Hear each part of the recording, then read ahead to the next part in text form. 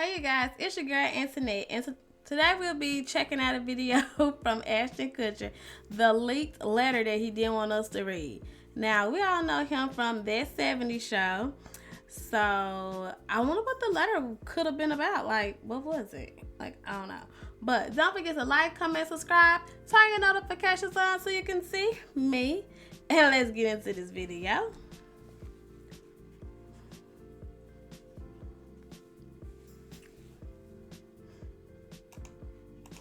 19-year-old Ashton Kutcher walked on the set of That 70s Show as Kelso, and the world fell in love with him. He was a tall, handsome, gullible goofball who stole the hearts of women and teens around the world. What they didn't know is that there is a whole different side of the actor that Hollywood rarely sees, and over the years he would slowly expose who he truly is. Debuting in August 1998, That 70s Show followed the Foreman family, mainly through the eyes of their son Eric, and his group of teenage friends, pretty boy Michael Kelso, stoner Stephen Hyde, and foreign exchange student Fez, along with the foreman's neighbor Donna Pinciotti, and snobby rich girl Jackie Burkhart. Although a comedy, the show addressed issues universal to teens across all decades, including relationship drama, problems with school, and underage drinking and substance abuse. Despite the near constant bickering and sarcastic jokes, each friend deeply cared for one another. Two people that especially cared for each other were Jackie and Kelso, who were boyfriend and girlfriend on the show, and in season 1, episode 5, they kissed in front of 10 million viewers. At the time, Ashton was 19 and Mila Kunis was just 14 years old. She was 14 when we started the show. I was like 19, right? Look how she And they're looking. like, okay, you guys are going to be making out in this scene. And I'm like thinking like, wait, this is like slightly illegal, that's right? probably your first kiss ever, right? It was my first kiss. Why did someone bet you made with Danny about our first kiss? No, it wasn't the first kiss. This was like a second or third kiss. It was the first. It was like the first week. No, it was not the first week. Whatever. Let me tell you what happened. No, let me tell you what happened. No. Okay, so I've never kissed a guy. So I was so. I mean, you know, Ash was attractive, and I was a 14-year-old little girl, and I was extremely scared for my life. Sure. And he was very nice about it. He was like, "Oh, don't worry." So I was like, "Okay." Then Danny goes and goes, "Dude, I'll give you $10 if you French kiss her." What would you stick your tongue in my mouth or some? What? No. For $10. You're making it sound like it was like really. Okay, Dan, we had a little side bet, don't we? In multiple interviews throughout her career, Mila states that she was scared, as most of us were, for her first kiss. 25 years ago, people thought this was adorable. Today, they are pointing out how Mila was groomed and unfairly forced to do this. To make things even worse, Danny Masterson betting Ashton to put his tongue in her mouth for $20 made them both seem extremely. Why would her parents even allow that? And plus size, why did her parents let her do a scene like that knowing she was 14 and he's 19? And why would he won't put a bet on it? Like, that's weird. Creepy. But it didn't stop there. In Mila's words, she was forced to kiss every man on the show. I'm worried about you on the show because you keep boy hop. What? Because I'm the whore in the show? I think so. Why? I know. It's upsetting to my parents as well. Off camera, I know you're such a nice lady. Thank You're you. what? You're all of 19. Yes. Yeah. And you're in the show though. You're just. I'm bed the hop. one who's kissed every single guy in the show except for Topher. That's so wrong, isn't it? Yeah, it is. Yeah. It's quite wrong. Yeah. And what do the writers? They just throw. They don't care. No, they just. I don't know what they're thinking. I have no choice but to just kiss every man on the show. We have all heard the horrifying stories of Hollywood. If this is what she was forced to do on screen, what happened off screen? The first season of That 70s Show was a tremendous success, producing 25 episodes and averaging 11.7 million viewers. While some praised Ashton for his newfound fame, others resented him, claiming that he was mediocre and coasting off his natural good looks. But nobody resented him more than his twin brother, Michael. There was a moment where I viewed him as receiving more attention than I was, and that kind of drove me down to a place where I was jealous. Most people don't know about Ashton's twin brother, and after he watched Michael flatline on a hospital bed, his whole world flipped upside down. But first, a word from our sponsor, Rocket Money. Rocket Money is an all-in-one finance platform that helps you save more and spend less. The personal finance app allows you to manage subscriptions, lower bills, build a custom budget, and grow your savings all in one place. I'm using Rocket Money to cancel all those subscriptions I forgot about and just don't use anymore. Rocket Money identifies reoccurring charges and cancels them for you with just one tap. Your credit score is important. Rocket Money will notify you of changes that impact your score and will offer you insights on how to improve it. Rocket Money can also help you grow your net worth by giving you a clear picture of all your assets in one place, including your cash, debts, investments, crypto, and retirement funds. To save more and spend less, join the 3.4 million members using Rocket Money today. And I've got the hookup. Go to rocketmoney.com/PatrickCC or click the link in the description to get started for free. You can also unlock even more features with premium. That's rocketmoney.com/PatrickCC to get started for free. Ashton's mother Diane didn't know she was carrying twins until she was on her way to the hospital to give birth. 5 minutes after Ashton was born, Diane delivered Michael. The doctors were immediately worried, because Michael only weighed 4 pounds. Diane didn't know at that time the lack of oxygen and complications with delivery would set her son up for a lifetime of complications. Michael was eventually diagnosed with a mild case of cerebral palsy, which affects his right side and vision. Cerebral palsy is a group of disorders that affect a person's ability to move and maintain balance and posture. CP is the most common motor disability in children. It is caused by abnormal brain development or damage to the developing brain, affecting a person's ability to control their muscles. The Kutcher family didn't realize how bad Michael's condition really was. Nobody in our family, nobody in our world was ever pointing out a difference between us. It just kind of felt like there's things that he's good at and there's things that I'm good at. Unfortunately for Michael, the kids at school were sure to let him know he was obviously different. Bullies would point out Michael's weak eyesight, hearing loss, and speech impediment. Ashton became Michael's protector. He wasn't going to let anyone bully his brother. In a lot of the times where we were playing soccer, and where maybe other kids would exclude me, he would always make sure that I was included. Michael even said that Ashton went so far as to only accept a sleepover invitation if his twin brother was invited too. Ashton felt guilty that his brother was suffering from this illness while he was totally normal. But in the 8th grade, things took a turn for the worse. Michael developed flu-like symptoms, and doctors discovered that he had contracted viral myocarditis, resulting in an enlarged heart that needed a transplant. Michael was only given 3 or 4 weeks to live. Ashton stayed right by Michael's bedside the entire time, until one day, he flatlined. Ashton contemplated ending his own life since his heart would be a perfect match for his twin. He asked his parents to sacrifice him for Michael. Fortunately, Michael found a donor within 24 hours from an accident victim in another state and successfully received a heart transplant, ultimately saving his life. But his complications didn't end there. The family relocated to Homestead, Iowa, where Ashton attended Clear Creek Amana High School. Unfortunately, Michael later developed a blood clot and required open heart surgery. Ashton quickly realized he couldn't help his brother. He couldn't handle any more heartache and did whatever he could to distract himself. This is where he found his passion for acting in school plays, but he wasn't able to stay focused, which led to a pattern of delinquency. Ashton was convicted of 3rd-degree burglary and sentenced to 3 years of probation and 180 hours of community service after trying to break into his high school after hours. When he went to the University of Iowa, he was kicked out of his apartment for being too noisy and wild. He was partying every night and often woke up many mornings not knowing what he had done the night before. However, it was on one of these drunken nights that he realized he had a gift. At the Airliner Bar in Iowa City, Iowa, a woman approached Ashton and asked if he had ever considered modeling. Ashton had nothing to lose, so he entered the Fresh Faces of Iowa modeling competition. To his surprise, he placed first and found an opportunity to be successful outside of traditional education. He traveled to New York City and participated in the International Modeling and Talent Association convention, losing to Josh Duhamel. Despite losing, Ashton garnered attention from several modeling agencies. Standing at 6'2", he soon landed a modeling contract with Next Modeling Agency. He immediately dropped out of school and pursued this full-time, becoming the face of Calvin Klein and a skateboarding company called Zoo York. But modeling was not his passion. He knew he was more than just a pretty face. After hearing about an audition for a comedy sitcom in LA, Ashton decided to take his chances. He auditioned for 2 roles on 2 different shows. That was so sad about his brother, but I'm glad his brother eventually, I hate that the other person died, but I mean, it was a car accident, so I mean, can't nobody help those. But most teens are like that. When they just realize they can't help something, they just started like kind of showing out until they really find like what they need to be.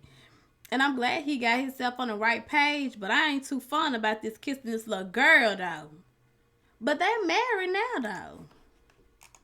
and landed them both. The first was a 1-hour TV drama about cowboy surfers. Ashton was desperate to make his dreams a reality, but he denied the role because it didn't feel right. That series became Wind on Water, a low-budget adventure canceled after 6 episodes. The second role he landed was Michael Kelso on That 70s Show, which made him a superstar. Now, most people know Ashton to be kind of a one-dimensional actor. He landed a couple of minor supporting roles in romantic comedies early on, Coming Soon and Down to You, as well as the action crime thriller Reindeer Games. But he made his lead role debut as Jesse in Dude, Where's My Car?, a stoner comedy about 2 friends who wake up after a night of partying, unable to remember where they left their car. Now, this film was bound to be successful for Ashton, since it was written by That 70s Show screenwriter and script editor Philip Stark, and the main character Jesse was basically the same as Kelso. Stark was familiar with Ashton's comedic timing and was able to construct the screenplay in a way that displayed his strengths. Critics hated the movie, saying it straight up wasn't funny, but that didn't matter. Dude, Where's My Car? Was a box office success and grossed over $73 million worldwide on a $13 million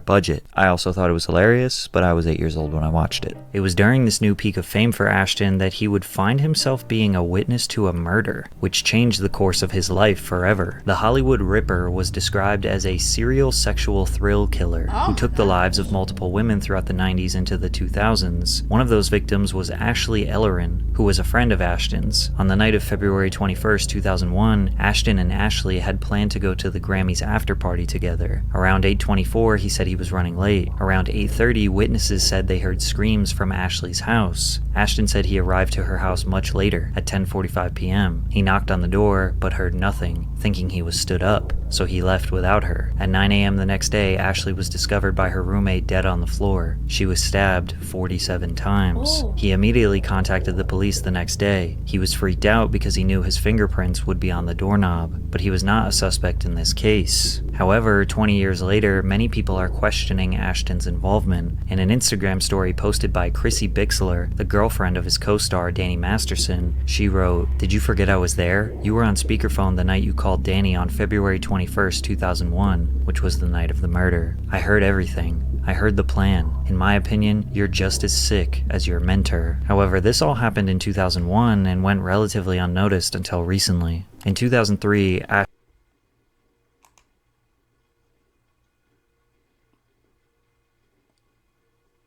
Wow. I am speechless. Like, oh my goodness. Are you... Well, I knew you were pretty sick, but I didn't think you were this sick. Ashton co-starred with Brittany Murphy in Just Married, where he discovered that romantic comedies are where he thrives. The 2 young actors dated briefly after filming Wrapped, and while it was a short-lived romance, their natural chemistry helped the movie become a commercial success, grossing over $100 million worldwide. But critics would not let up on Ashton. He was nominated for Worst Actor for all 3 of his 2003 films at the 24th Golden Raspberry Awards. He did step outside his comfort zone with The Butterfly Effect, a science fiction thriller where Evan Treborn experiences blackouts and can travel back in time to inhabit his younger self with his adult mind, trying to make small changes to reshape the future of his friends and family. This was a huge box office success, but again, critics destroyed it. It seemed like the only praise Ashton would get would be from young girls who thought he was a heartthrob. People couldn't fathom why he kept getting casted for new films, and that's likely because he was producing them himself. He started his own production company called Catalyst in 2000 alongside Jason Goldberg. At age 22, the young entrepreneur knew he could make way more money producing than just being an actor. However, during his next big TV venture, he almost destroyed his career. During the early 2000s, Catalyst and MTV developed a program called Harassment. The initial plan was to create a hidden camera show which would feature pranks on regular, everyday anonymous people. However, those plans were derailed in January 2002 following an incident that resulted in Ashton and MTV being sued for $10 million. James and Lori Ann Ryan took a holiday from their home in Washington, D.C. to Las Vegas, booking their stay at the Hard Rock Hotel. The couple entered their Las Vegas room and discovered what appeared to be a dead human body covered and surrounded by blood, evidently the victim of a homicide. 2 actors posing as security guards blocked their exit, and another dressed as a paramedic went in before Ashton popped out and told them it was all part of a guerrilla-style candid camera show. The incident was being filmed as part of the pilot episode for Harassment. Unfortunately, the couple, who just wanted to enjoy their vacation, were absolutely mortified and later sued MTV MTV for Really? $10 million. Can't take a The couple joke. claimed invasion of privacy, infliction of emotional distress, Oh my and fraud, gosh. among other Shut things. The up. crazy part is, This is this a wasn't joke. even the first time MTV made this mistake. Right. 8 months earlier, a pair of teenage girls sued MTV after they were sprayed with human excrement for the show Dude, This Sucks. MTV apologized and promised to never show the footage, but the lawsuit remained in litigation. Somehow Ashton dodged a bullet with this controversy, but MTV still trusted his vision for a prank show. They rebranded from Harassment to Punk'd I was and to decided say, to what prank about celebrities Punk'd? I instead of remember random Punk'd. people. Punk'd first aired in March 2003, and the first episode remember saw Punk'd. Ashton target singer Justin Timberlake and Malcolm in the Middle star Frankie Muniz. For Justin, he was led to believe he owed $900,000 in taxes when government agents appeared to confiscate his house and valuables. Time magazine named the prank as number 3 in their list of 32 epic moments in reality TV history. Punk'd wasn't the first prank show ever created, but it certainly was the most popular one of that time. The second season secured 7.4 million viewers, a 55% increase. Now I really remember Punk because like me and my cousin we would like get out of school and stuff like that and be on, and then sometimes we be on a little bit later. It was so fun. It was so funny. And then like Pimp My Ride and stuff like that. Yup, we used to watch all them shows. Me and my cousins and my sisters. Over season 1. It was the most watched show in its time period among viewers 12 to 34. The pranks were decent, but it was the never-ending list of A-list celebrities that made it so popular. The Rock, Tyra Banks, Kanye West, Serena Williams, Dirk Nowitzki, Stone Cold Steve Austin, Simon Cowell, Allen Iverson, Tony Hawk, Akon, Shaquille O'Neal, Triple H, Sean Paul, Neo, Rihanna, Zac Efron, and John Cena. Basically everyone got punked. Yep. The hardest part about the show was getting celebrities to sign the paperwork, because they didn't want to be embarrassed in front of millions. We never aired a single episode that a celebrity didn't sign a waiver to say, it's okay to air this. Punk'd became a part of culture. In the early 2000s, people would often say, am I being punked right now? While something Right. weird or crazy was happening in their lives. And then they look around in all various corners to wait for Ashton Kutcher to pop out with a camera in their face laughing. There was one clip of Punk'd that resurfaced recently of Ashton talking about pranking Hilary Duff, the Lizzie McGuire superstar who at the time was 15 years old. Hilary Duff is in Lizzie McGuire. She also has an album out. She's going to be in a movie called Cheaper by the Dozen. And she's one of the girls that we're all waiting for to turn 18, along with the Olsen twins. Many people say this is just the way people joked in the early 2000s, Yeah, but others I claim got this was it. actually Ashton's sick mindset. Ashton was lucky to star in 2 extremely successful shows at once, but the first one was about to come crashing down. He was making between $250,000 and $300,000 per episode of That 70s Show, adding up to as much as $8 million per season. Topher Grace left the show once the series concluded its 7th season. Fans felt that it wasn't the same without such a central character in the series. Ashton also left the show to explore new opportunities as an actor and producer. Without Topher and Ashton, the show's last season only drew 6 million viewers, a 5 million viewer decline compared to the first season. From here, the only time Ashton saw success is when he played the role of the dumb hot guy. From 2006 to 2014, he starred in 13 films, but failed to have any kind of substantial impact outside of romantic comedies. His first project after That 70s Show was about Robert Kennedy's assassination, titled Bobby. Despite a star-studded cast, the actors seemed more like very special guest stars than real 1968 vintage Americans. Bobby was just average and struggled to achieve box office success. Despite prominent roles in The Guardian, Open Season, What Happens in Vegas, these films just added to Ashton's list of below-average films that did well at the box office. Spread, Personal Effects, and Brothers Justice was a three-peat run of low-budget indie films that all received bad reviews and no commercial success. Following a forgettable role in Valentine's Day, Ashton found himself opposite Katherine Heigl in the 2010 action comedy Killers. It received negative reviews from critics and only grossed $98 million against a $75 million budget, and with his film career on the ropes, he accepted yet another rom-com. No Strings Attached, with Natalie Portman. The film was adored by fans and grossed over $149 million worldwide. But what fans adored even more was Hollywood's newest power couple, Mila Kunis and Ashton Kutcher. Ashton ended his marriage with his then-wife, Demi Moore. Ashton and Demi met in 2003 when Ashton was 25 years old and Demi was 40. Their relationship quickly made headlines as an unexpected couple with their 15-year age gap. Demi already had 3 daughters from a previous marriage to actor Bruce Willis. Following months of negative reports about Ashton's alleged infidelity, Ashton and Demi both decided it was time for a divorce. However, still to this day, he remains a father figure to her children. I make a conscious effort to stay in touch with the girls. I love them, and I'm never going to stop loving them, right? I'm respecting them and honoring them and rooting for them to be successful in whatever they're pursuing. A lot of men, especially A-list celebrities, would not keep in touch with their ex-stepchildren after a divorce. But once he reunited with Mila Kunis, that 70s show fans' dreams came true. Sometimes life imitates art. On top of that, Ashton made a winning return to television in 2011, replacing Charlie Sheen on 2.5 Men after Sheen's antics got him booted off the hit sitcom. Kutcher fit in as yet again the idiotic, handsome womanizer, but ratings rapidly declined until it was ultimately canceled. It didn't really matter though, because Ashton was the highest paid actor on television for 4 years, according to Forbes, making upwards of $700,000 per episode. He specialized in acting like an idiot, but in real life, he is far from it, because his hundreds of millions in net worth is due to him being an early investor in some of the largest corporations today. Airbnb, Pinterest, Shazam, Skype, Spotify, Warby Parker, and Uber all received some investment money from the actor. One of his top executives at Catalyst, Sarah Ross, began introducing him to Silicon Valley elites during the early 2000s. I spent 90% of my time just listening, says Kutcher. Ashton used his celebrity status to break into Silicon Valley and begin investing before it was a cool thing to do. As you can imagine, he made a fortune. In 2010, Ashton teamed up with music executive Gary Osiri and investor Ron Burkle, founding A-Grade Investments. In 2016, Forbes noted that the group turned their $30 million fund into a cool $250 million in just a 6-year period. Throughout the 2010s, you would see him at tech conferences and on business news networks talking about money instead of movies. But as you learn more about what he does with his money, you realize he is not like your typical capitalist. Ashton spends a ton of his dollars and time to ending suffering around the world. Ashton made considerable efforts to raise money for Habitat for Humanity, Girls Educational and Mentoring Services, Boys and Girls Clubs of America, Raising Malawi, United Nations Children's Fund, St. Jude's Children's Research Hospital, Stand Up to Cancer, among others. In March of 2022, Ashton and Mila helped raise over $30 million for Ukrainians after Russia invaded their country. However, that is so good that he give back so much of his money. Like, that's so good. So, I mean, even though, yeah, he a little icky. Yes, he is. He is icky. But at least he do try to, like, give back a lot more than it seemed like some of the other ones do.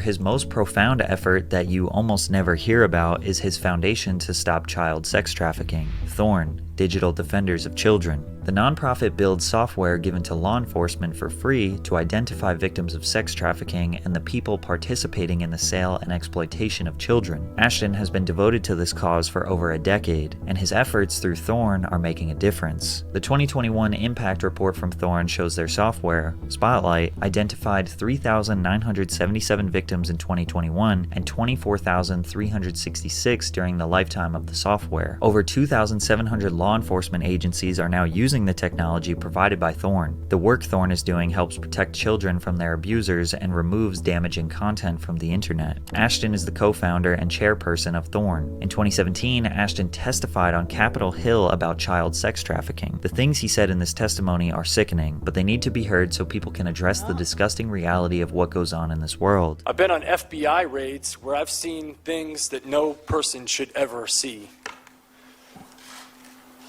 I've seen video content of a child that's the same age as mine being raped by an American man that was a sex tourist in Cambodia. And this child was so conditioned by her environment that she thought she was engaging in play. Ashton claims that it would typically take years for federal agents to identify and capture a trafficker, but his software is able to do it in just 3 weeks, and in some cases, he has identified and rescued victims within just 3 days. He asked Congress for, of course, money to build more infrastructure around this, but also he wanted to create a government initiative to end human trafficking. However, we don't know if his testimony mobilized any government programs. We do know that he hasn't given up. In 2022, he raised more than $1 million for Thorn while running the New York York City Marathon. And to this day, Thorne has a team of 100 employees using technology to defend children from sexual abuse. However, just recently, Ashton and Mila have said things that make us question everything we thought we knew about them. Danny Masterson, their co-star on That 70s Show, was accused, tried, and found guilty of R-wording 2 victims. Masterson was accused in 2017 by 5 different women, claiming he assaulted them in the early 2000s. 3 of the 5 victims were Scientologists, a church that he has been a part of since he was a child. Masterson assured everyone that these claims were false, and he was a victim of jealous women who feel empowered by the Me Too movement. However, the court did not see it that way. The trial began in October of 2022, and the testimonies were horrifying. Multiple victims testified how brutal and forceful Masterson was. One of his victims was his longtime girlfriend, Chrissy Bixler. In May of 2023, Masterson was found guilty of R-wording 2 women in 2003. But in a strange turn of events, Ashton Kutcher and Mila Kunis each sent the judge a letter asking for leniency in Masterson's sentencing. In Ashton's letter, he describes his now guilty friend as an extraordinarily honest and intentional human being, and a role model. He ends the letter with, "While I'm aware that the judgment has been cast as guilty on 2 counts of by force and the victims have a great desire for justice, I hope that my testament to his character is taken into consideration in sentencing. I do not believe he is an ongoing harm to society, and having his daughter raised without a present father would be a tertiary injustice in and of itself." Despite Ashton and Mila's attempts, they don't think maybe just because he R-word someone else, that don't mean he won't R-word his own child, because a lot of times there were a lot of kids be getting R-word from is their dad, uncle, or granddaddy and all like that. I mean, I wouldn't even got into that. If one of my people that I know did something like that, no man, I don't care. No. Don't come around me, because I don't want to be affiliated with stuff like that. Like they always say, birds of a feather flock together. No, get away from me, because I ain't no. I have a child. No. Get your nasty self. Come on. I ain't got no dealings. the judge sentenced Danny Masterson to 30 years in prison for his crimes. Ashton's statement completely changed everything we thought we knew about him. He dedicated the past 10 years fighting against human trafficking, being a first-hand witness on multiple occasions to arguably the worst type of crime in human existence, and being a part of rescuing these victims and trying to give them a fair chance at life again, only to contradict everything he stands for when his co-star committed the exact crimes he is fighting against. Then to defend his character and say that him being in jail would be an injustice. This one statement destroyed Ashton's credibility forever. Once the letters leaked onto the internet, they apologized. We are aware of the pain that has been caused by the character letters that we wrote on behalf of Danny Masterson. We support victims. We have done this historically through our work and will continue to do so in the future. A couple months ago, Danny's family reached out to us and they asked us to write character letters to represent the person that we knew for 25 years so that the judge could take that into full consideration relative to the sentencing. The letters were not written to question the legitimacy of the judicial system or the validity of the jury's ruling. They were intended for the judge to read and not to undermine the testimony of the victims or reach. My thing is, yes, that's your friend, but you don't know what your friend do behind closed doors. Just like everybody, you don't know what, if you don't live in a house with that person, you're not going to know what that person does 100% of the time when they get behind them doors. I wonder if his family would have told me, like, write this other, no. I'm like, I love him or whatever like that, but I ain't getting in it, because if they ain't found him guilty, it more likely he probably did something. Now, I ain't saying he did. He probably have done it. So, I wouldn't get into all of that. Traumatize them in any way. We would never want to do that. And we're sorry if that has taken place.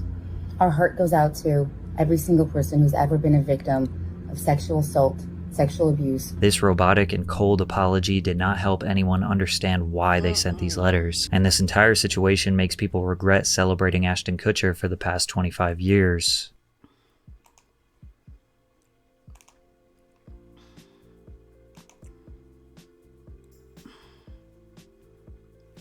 he do good stuff, you know, like with all the foundations and stuff. But he really messed himself up when he did that for his friend. That's what I'm saying. Some things you have to really think about. And like I said, I wouldn't have did that. I wouldn't have did that at all because no. You tell me what y'all thought about the video, guys, and I will catch y'all in the next one. Bye, you guys.